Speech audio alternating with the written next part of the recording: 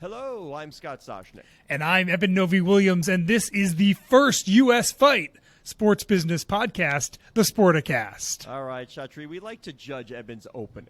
All right, sometimes he brings it like he's very literal. Sometimes he gets creative. What'd you think of that opening, Chatri? I thought it was okay. It could have been a a little bit more bigger, given the magnitude of the fact that we're bringing the entire world to America for the first time, for American fans to see the very best martial arts on the planet across multiple disciplines. And American fans are in for a treat. They've never seen anything like this before. So maybe, Eben, you can try again. No. Chatri Sityodtong, founder, CEO of ONE Championship. I'm going to give you the opportunity to play Eben right now, if we will, all right? So I'm just going to do a hello, I'm Scott Soshnick open, and then you give me the best promo that you want with the enthusiasm. Show this kid how to do it. All right, so again, this is the way we do it. Coming in 3, 2, 1. Hello, I'm Scott Soshnick. May 5th, the biggest thing that happened in combat sports in American history. ONE Championship, the world's largest martial arts organization, is coming to Denver, Colorado, live on Prime Video at 8 p.m. Eastern Standard Time. Come watch the greatest world championship martial artists on the planet across mixed martial arts, Muay Thai, kickboxing, submission grappling, you name it, the very best in combat sports, here and now, May 5th. That was better. Eben. That was better. Did we learn the lesson finally of what promotion really is? There's that was better. And promotion. And by the way, Chatri, I got to tell you, just the whole like just everything about a submission ending, it sounds so unpleasant.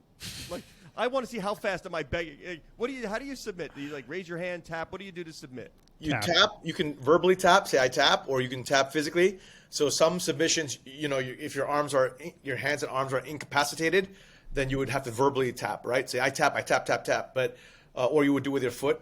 You basically smack the cage with your foot. Okay. But yeah, submission grappling is definitely not for the faint of heart. So if I for instance, let's just say I was in so much pain and I lost all sense of wear, and if I just said "Mommy," does that count? I think that might count. I think the ref would stop in if you said "Mommy." If you pass out, that also counts. Yeah, you cannot. If you can't tap, you can't say. If you just pass out, that's out. But hey, we got good news. I mean, and you did a great job on the promo there, Chatri. But we have good news and bad news. The good news is that your event sold out in like no time, right? That's the good news. Several weeks ago with zero marketing. Very surprising, right, actually. Okay. So the bad news is with zero marketing, your event sold out in no time. Maybe you underestimated the power of what you got here. No, for sure. I mean, I'm kicking myself, because my team had told me, Chatri, let's do it, in the largest stadium possible. Let's go very big, 20,000 seater, 30,000 seater. And I just didn't want to do that. I just thought, look, we're brand new in America. We're a nascent brand. We might be known amongst the hardcores or the martial arts practitioners here, but we just, let's be very real. No one knows about ONE right now across mainstream America. And so I thought, hey, let's just go for a mid-sized stadium and hope for the best. And yeah, I was shocked. We announced May 5th, Denver, Colorado, announced a few bouts, and within a week we were 70% sold out. And then, several weeks ago we completely sold out. So I was shocked. I mean, I guess it's more popular than I thought, or ONE is more sought after by fans in the States than I thought. And this is a 7,000 seat arena, roughly outside of Denver. Yeah. And I'm curious, how do you choose Denver? What makes that the spot? You want to do an event. You're huge in Asia. You want to do an event in the U.S. How do you decide what city, let alone what venue to start in? So Colorado has historic significance in the sport of mixed martial arts for America. In 1993, UFC held its first events in Colorado. But equally important, I think. So that's kind of if you want to say the birthplace of American mixed martial arts. Although the sport of mixed martial arts was originally born in Asia in 1986 or 1984 in Japan. But the American birth was in Colorado. So we thought that's kind of a significant moment for now the world's largest martial arts organization to come to America and pay our respects to Colorado. At the same time, the Colorado Athletic Commission was very aggressive in approving the global rule set so that we could come in with multiple disciplines of martial arts, in the same night. So what you will see is basically Olympics of martial arts in a single night, all the different disciplines, right, under different rule sets. And that's that's different from UFC. For fans, listeners here that are familiar with watching a UFC event, that is the same rules for every bout, essentially, right? Outside of the round length, you're talking about a different disciplines and different rule sets for each fight. Yes, it's literally like watching the Olympics. With the Olympics, you'll watch a 100-meter dash, you'll watch the high jump, you'll watch the 100-foot dive, or whatever it is, or you'll watch boxing or basketball. But what in the Olympics is this is the very best in the world, right? The very best on the planet. And you're there to enjoy watching the very best of the best go at it for the highest stakes in the world, which is the Olympic gold medal. It's the same thing with ONE, and why we've lit the world on fire. Literally, our viewership metrics and organic video views and digital video views, is much significantly larger than the UFC's. I know UFC is big in America, but in terms of global viewership numbers, in terms of global organic video views on TV or on digital social, we're significantly larger than the UFC. And that's something I think American fans don't know. But when we come to America for the first time in Denver, Colorado on May 5th, live on Prime Video at 8 p.m. Eastern Standard Time, American fans will be in for a big treat. And, here's the thing. We're not coming in. This is our first event, and I want to keep it small. But the plan, with Amazon is to do at least once a month on ground in the U.S. And make it a real part of, mainstream combat sports calendar for the U.S. How do you do that? I mean, really, I know it sounds like a very basic question, but it's not that simple. What are the steps? What's the plan? How do you make it a mainstream part of the American sports fans' consciousness? So I think one good thing is, mixed martial arts and UFC have done a phenomenal job. And then, genuinely, the sport of mixed martial arts is in mainstream consciousness, and so is UFC here in America. Is it really just a brand issue? No, I think, it's like everything in life, right? You have to start off with the core, hardcore fans, the most knowledgeable fans. And I think of it as concentric circles. You have to appeal to the martial arts practitioner, to the martial arts gyms and schools in the community. Then you have to, the next outer layer, you have to appeal to the martial art, the combat sports fans, the folks like boxing and kickboxing and MMA and UFC. And then you've got to appeal to the sports fan after that. And then you've got to appeal to mainstream.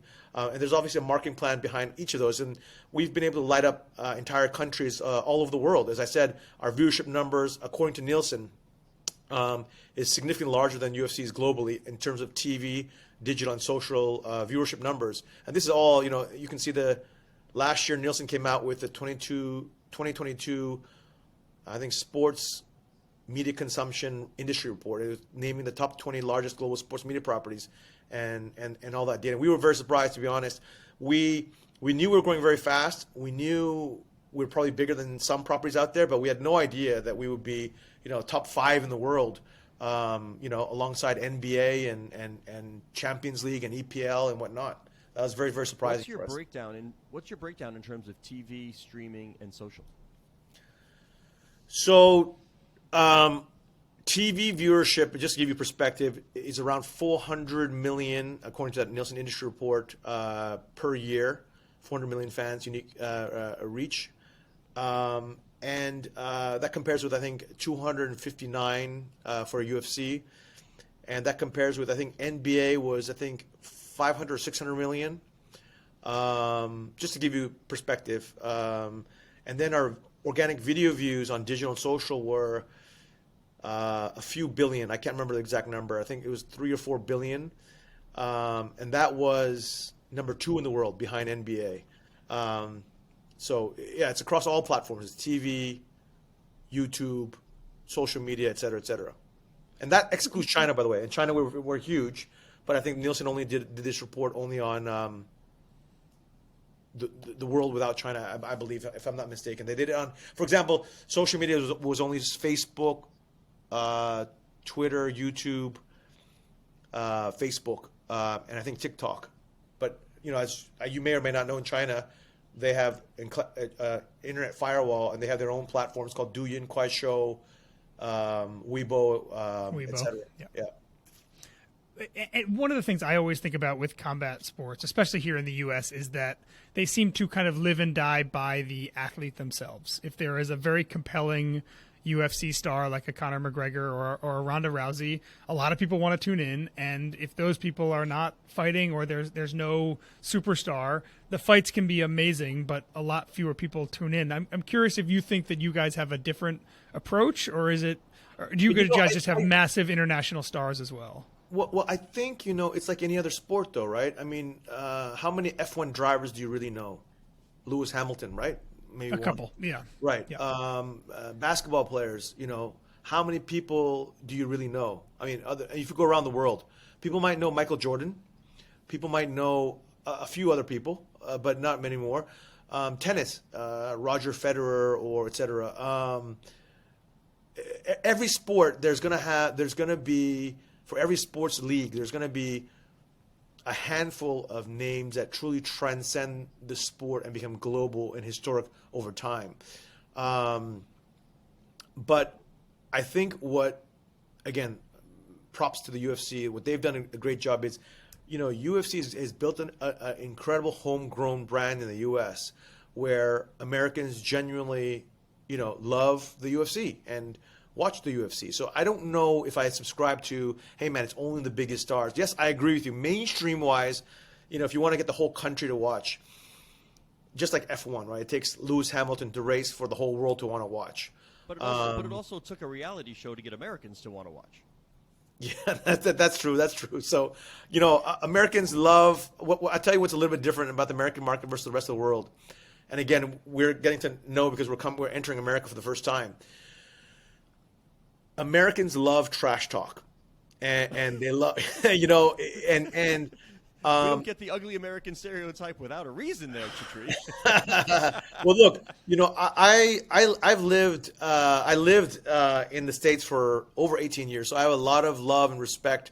I lived the American dream. I came here when I was dirt poor, and I left, to be able to, with enough financial resources to be able to start ONE. So I'm eternally grateful to the States for my education and for my work experience here, and I do get American culture. So I wouldn't subscribe to the dumb American or ugly American as you put it. I just think that American culture is a little bit more confrontational than other cultures might be around the world, and it's an okay thing. It's just every culture has its own kind of idiosyncrasies or uniqueness. And American culture, I think that's why in the hockey games, people want to watch the fights. They don't want to watch the hockey. They want to see, the enforcer come out and enforce, the bully, right? You're talking to a hockey guy here, Chatri. You're talking to a hockey guy. My son's a big hockey player. We do that a lot on this show. I want to see bigger rings and less fighting. I want to see the better players, but that's just okay. I'll take the fighting. Yeah, everybody else will take the fighting. I get it. I was at Madison Square Garden last night for the Devils and the Rangers. Believe me, I know what the bloodlust that crowd wanted. I'm curious that so knowing what you just said about how American fans, American sports consumers may be a little bit different. How different is a ONE championship event in the U.S. either from content or from promotion versus what you're doing in a company like Thailand? It's pretty much the same thing. Our fundamental belief is that what makes a great, enduring sports property is values, heroes, and stories. So values that every family can celebrate with their kids and grandkids watching the content, watching the live event. Heroes that genuinely inspire entire countries and inspire the world, and the stories behind them, the stories of overcoming adversity, tragedy, poverty, whatever it may be. That's the formula that ONE has. We rest on that. Values, heroes, and stories. If you look at the Olympics, why is it that when any country wins the Olympic gold medal, it's such a huge deal? Yes, it is the Olympic gold medal, but it's the values, heroes, and stories behind it, right? It's the values of Olympic sportsmanship, of knowing you gave it your all and didn't cheat, and et cetera, et cetera. And if you did lose, you expressed sportsmanship and honor and respect. It's the heroes that literally entire countries get lit up, and obviously the stories behind them. So obviously America has tons of Olympic gold medalists, but it definitely uses the Olympics to showcase why America is the greatest country in the world, right? How is it that a country of only 330 million people out of a population of 8 billion, how is it that America always has the most gold medals in the Olympics, right? That is a bragging right, despite being, China's 1.4 billion people. India's 1.4 I can tell you what billion it isn't. people. It isn't that the government pays for it. I can tell you that. Yeah. well, that's what I'm saying. That's so remarkable, and I have so much love and gratitude towards the U.S. It's my 18 years here were truly some of the best years of my life. I learned so much about the pursuit of your dream and the American can-do spirit, the entrepreneurial culture, the embracing of immigrants, the history of the country. How is it that you have Silicon Valley, you have Wall Street, you have, almost every industry that requires massive intellectual property and innovation, America leads, right? It's just so obviously we have our work cut out for us, coming to the States. There's so many incredible sports properties, whether it's NFL, NBA, Major League Baseball, NASCAR, you name it. Obviously UFC. A lot of respect and admiration for everything that's been. But the way I view myself, I'm a student of the game. America is the most sophisticated, the largest sports market in the world. I want to learn from the very best. But what a time, Chatri, if you have to take on this task of ingratiating yourself to a new fan base. What a time. 10, 15 years ago, you had to rely on others to tell your story. Now, with tech and social, athletes can go direct. They can tell their stories. You can go through your channels and tell those stories. It's a lot easier to disseminate all that information that you said is sort of the centerpieces of what makes sport great. Well, that's my point, right? It's when Nielsen came out with that industry report on the top 20 largest global sports properties, I was genuinely surprised that we were number 5 in the world. And I reflected on how is it that we're number 5 in the world, and it goes exactly to what you say, Scott. It's that we were born 11 years ago. I started ONE 11 years ago, and I got very lucky. Why? The rise of social media. Think about where Facebook and Instagram and all these guys were 11 years ago. Think about where the smart mobile device was 11 years ago. How many people had smartphones, okay? And if you think about technology revolution, the world is more connected than ever before. You put out a piece of content, it goes viral around the world. You can genuinely get fans, millions of fans around the world, just by posting great content. In our case, we now have over 70 million fans on social media, which is astounding to me. And half of it is outside of Asia. Even though we've never thrown an event in America, we have millions of American fans already. So I agree 1,000% with you. It has the world, the digital economy has really unified the world, and made it possible to create a global property in 11 years. If you look at history, right, to create a truly global property, it takes anywhere from 70 to 100 years. You look at F1, it's 70 years old. You look at WWE, which is not a sports property, but it's an entertainment media property. If you look at UFC, which is 30 plus years old. If you look at NFL, 100 years old. If you look at EPL, 100 years old. It takes a long time. But why did it take us only 11 years? I'd like to say, we're so amazing. No, we got very lucky. We were born in an era in which social media exploded and smart mobile devices exploded. Basically, content selling became democratic. We have 70 million followers because we put out great content, because fans love our fights. They love our heroes. I can't imagine how hard it was for Bernie Ecclestone to build F1. He had to go city by city and convince them to put a racetrack, get these $1 million cars. I mean, it's mind-boggling what he did over 70 years.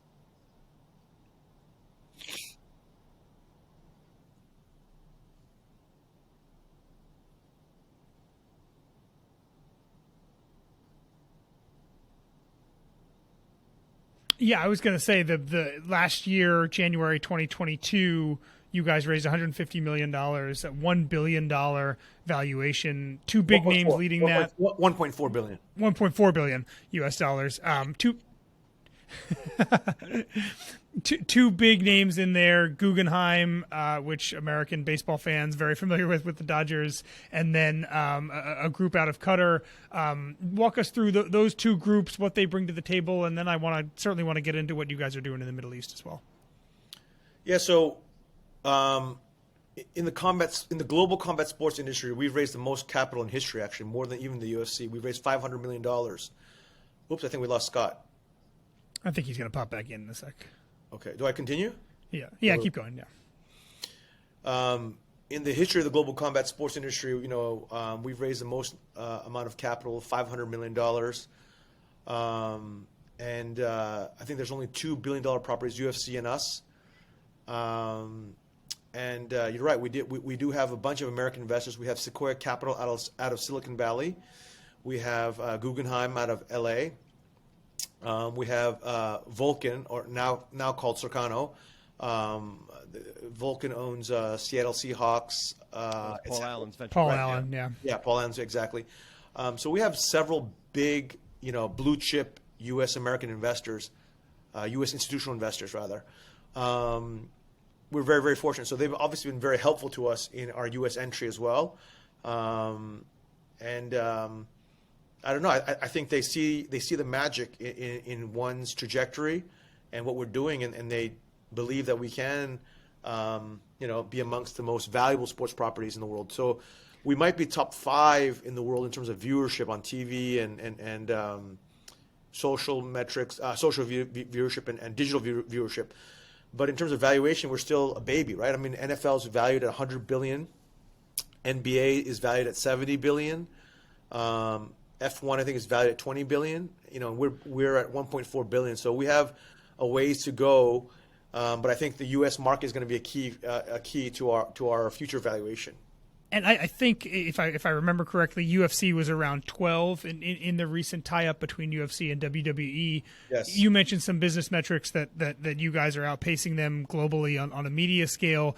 Do you think of those valuation differences largely as what you're saying about the strength of the U.S. kind of commercial sports market? Is that a product of them doing a lot of their business in the U.S. and you guys doing a lot of your business elsewhere? No, well, what do you think about the differences there? No, well, first of all, UFC is 30 years old. We're 11 years old. Okay, so the fact that we are approximately the same size on some metrics and we're larger in other metrics and they're larger in some metrics, I mean, it makes sense because they're 30 years old. We're 11 years old. And so we haven't had as much time to catch up on revenues as, let's say, the UFC. But also, I agree, UFC was born in America, which is the largest sports market by far. So I think, if I'm not mistaken, in terms of total global industry sports revenues, the U.S. market alone accounts for 80%. That's amazing. Yeah, so that is a staggering number. So again, that's why Barcelona, Real Madrid, and every EPL team come here every summer. And that's why we're coming. That's why the American market is very important to ONE.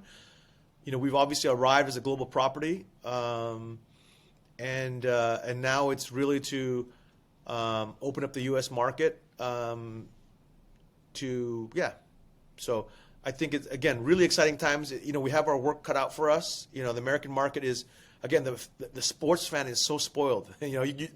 Even collegiate ball is unbelievable, right? So the level of talent, the level of production quality, the level of everything, American sports properties are the mecca of global sports. You need a little tailwind here, some easy tailwinds here. Who are the big influencers who are into ONE and can help you out here? Who can put it on their TikTok channels? I saw what Travis Scott did for burgers and the D'Amelio sisters did for Dunkin' Donuts drinks. Who can help you out with this promotion? I'm gonna have to defer to my social media team, but a few big name rappers are fans of ONE. Wiz Khalifa, Wiz Khalifa. There's a handful of a really big mainstream hip hop artists that are big fans of ONE that have organically we didn't know they started posting stuff about ONE. But again, it's still early days. Our brand is nascent. It's going to take time. I don't think this is going to be a 1-year thing. I think it's going to be a multi-year thing. It's going to be, I hope within 3 to 5 years, ONE becomes a household name, at least in the combat sports, amongst combat sports fans. Amongst the sporting fans in the U.S. Obviously, in the global combat sports scene, we're already a household name. But again, it's very different to be a household name in the general sports fan, and then obviously the mainstream. Hey, Chatri, we're 3.5 years old here at Sportico. I understand what it means to be a new brand and building. We too talk about concentric circles. We have hit the red dot on the dartboard. Those hardcore sports business professionals, we're there. Now we're working about those outer rings, same as you.